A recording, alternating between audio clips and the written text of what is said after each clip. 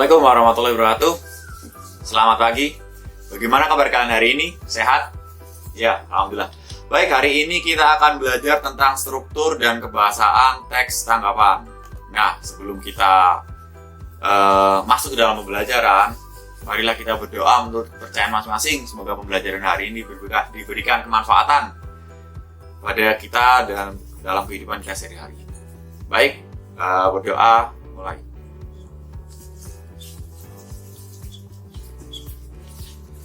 Doa selesai. Nah, langsung kita masuk ke dalam belajar.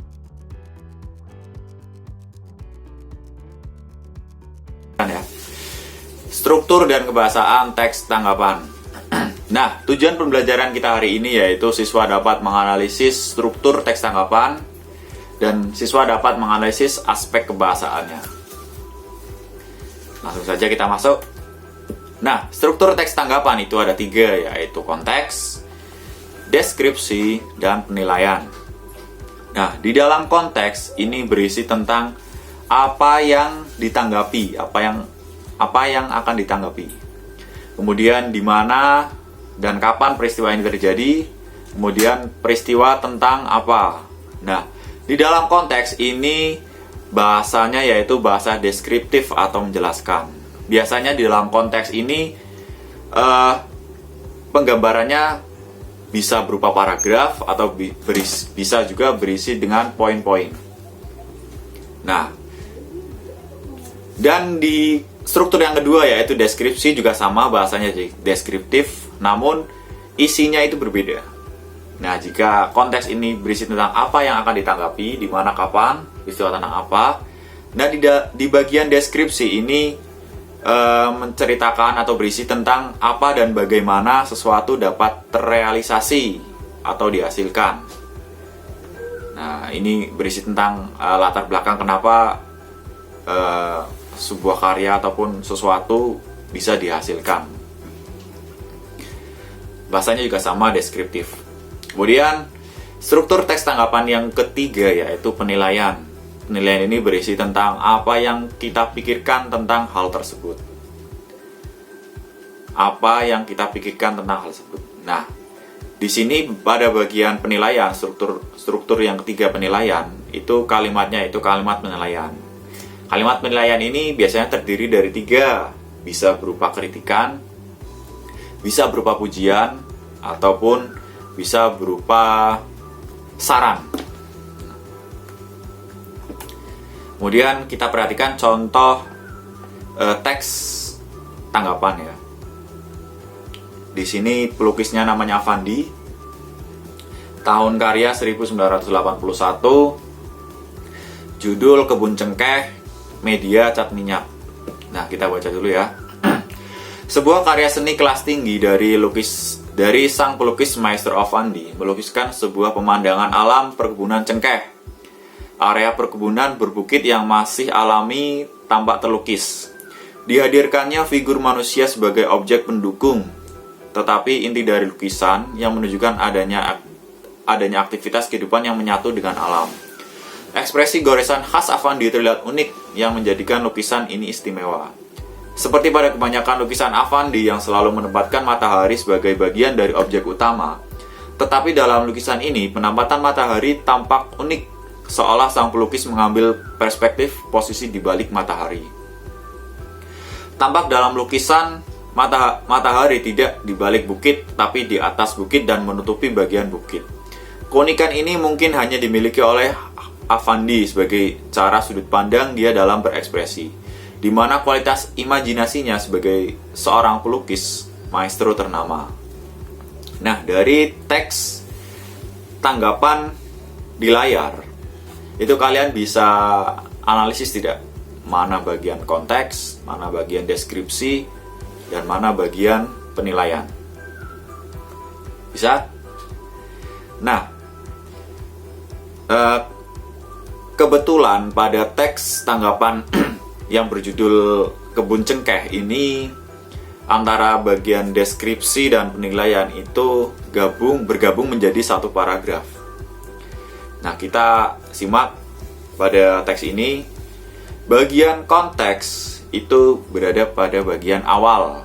Nah, ini yang masuk pada konteks, yaitu berisi gambaran apa yang akan ditanggapi. Nah, yang akan ditanggapi yaitu lukisan berjudul Kebun Cengkeh karya Affandi yang dibuat pada tahun 1981 dengan media cat minyak.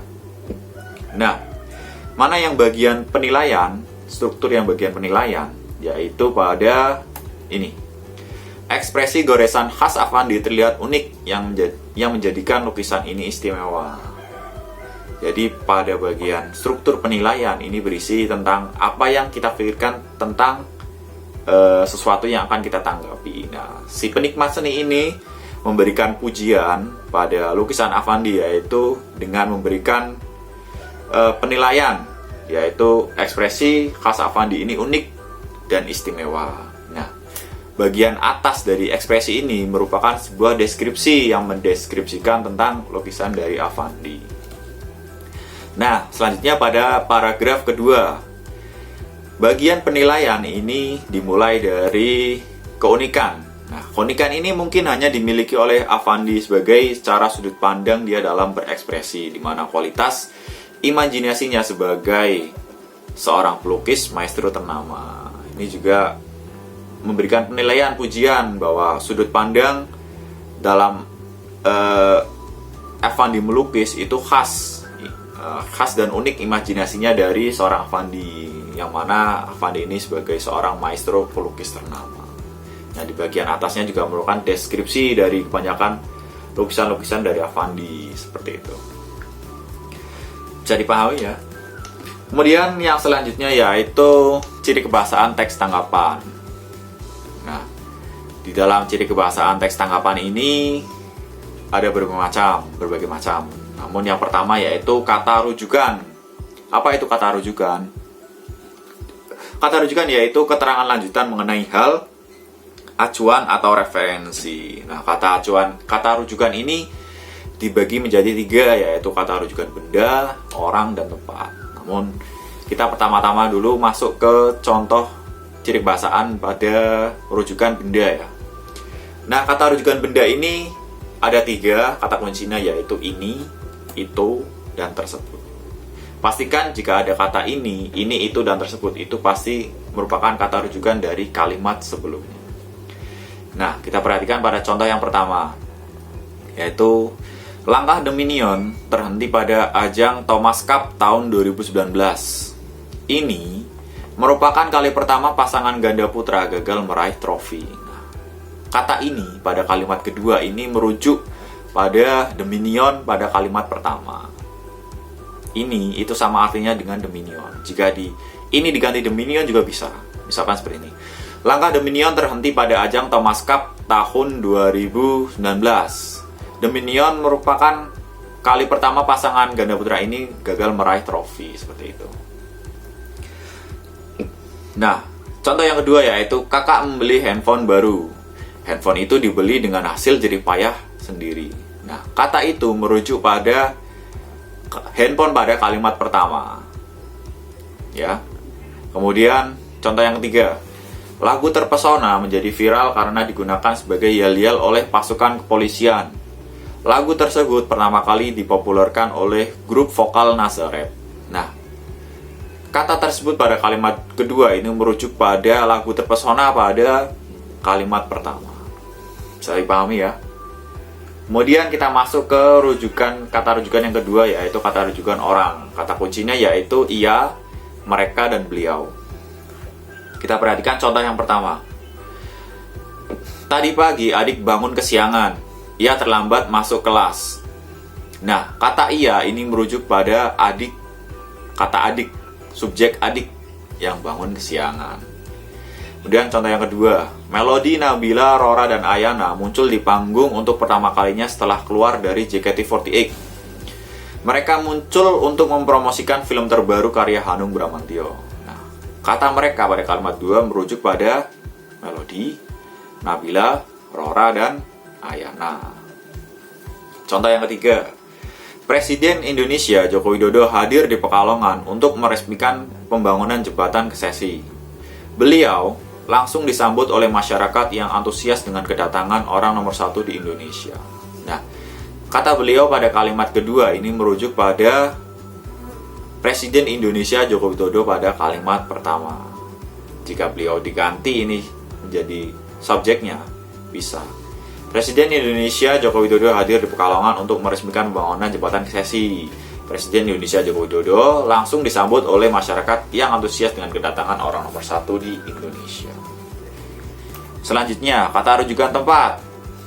Kata kuncinya yaitu bisa di sana, di sini. Di sini atau di sana. Juga misalkan di situ tapi kurang baku ya. Contoh, Jakarta adalah kota metropolitan. Di sana, nah kata di sana ini merujuk pada Jakarta. Jakarta adalah kota metropolitan. Di sana saya tinggal selama 10 tahun. Ya, contoh yang kedua, SMP 1 Kesesi merupakan saksi sejarah kesuksesan saya. Di sini saya dididik oleh guru-guru yang profesional. Nah, kata di sini merujuk pada SMP Negeri 1 Kesesi. Seperti itu. Kemudian, ciri kebahasaan teks tanggapan yang selanjutnya yaitu konjungsi antar kalimat. Apa itu konjungsi antar kalimat? Yaitu kata yang menghubungkan dua kalimat. Biasanya berada pada awal kalimat, dipisahkan dengan koma dengan bagian lain pada kalimat. Nah, kata kuncinya yaitu namun, oleh karena itu, dengan demikian, oleh sebab itu, dan maka dari itu.